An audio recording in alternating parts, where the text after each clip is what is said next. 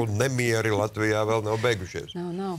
Bet pavasars nāk ar joni, to jau jūs jūtat, cienījamie skatītāji, runā gan, ka būšot tagad nedēļas nogalē atkal mazliet zem nulles, bet nav jau vairs aiz kalniem tas brīdis, kad pavasars pa īstam būs sasniedzis Latviju. Un tad būs arī dzena lielā talka, kas katru gadu mūsu valstī notiek, un paralēli lielai talkai notiks vēl visādi pasākumi. Jā, un viens no šādiem pasākumiem notiks jau rītdien, un tieši tādēļ, pirmkārt, tāpēc, ka šī akcija ir saistīta ar lielo talku, bet arī tāpēc, lai saprastu, kas tad īsti rīt notiks, mēs esam sazinājušies ar šīs akcijas organizātoru Lauru Zvaigzni.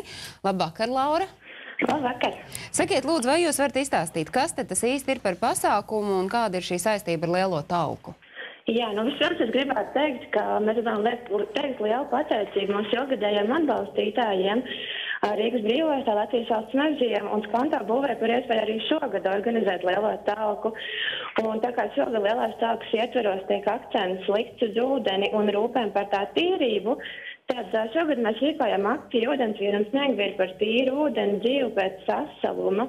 Kas tad notiks, ko cilvēki darīs šīs akcijas laikā? Jā. Šīs akcijas laikā rītdien ir atklāšanas pasākums pie Alfas no 12.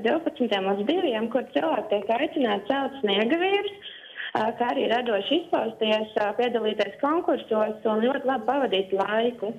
Un pati akcija uzsāks 15. martam, kurā visi Latvijas iedzīvotāji tiek aicināti sniegavīrus fotografēt, augšupielādēt bildes mūsu mājaslapā un vinēt dažādas balvas no mums un no Rīmī.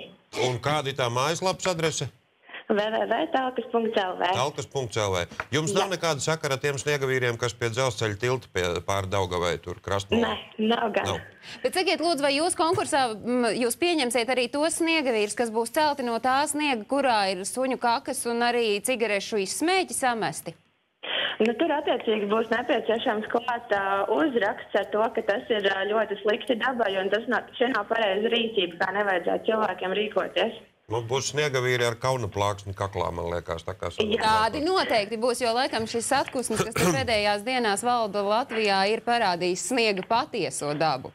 Paldies, Laura! Paldies! Mēs sarunājāmies ar Lauru Zvaigzni. Viņa ir akcijas ūdens vīri un sniegavīri par tīru ūdeni dzīve pēc sasaluma vadītāji. Tas nozīmē, ka rītā visi dodamies taisīt sniegavīrus vēlams no tīra sniega, un ja ne, tad kārinām kauna plāksni. Kā teica klasiķis Franks Zappa, nekad neēdiet dzelteno sniegu, draugi.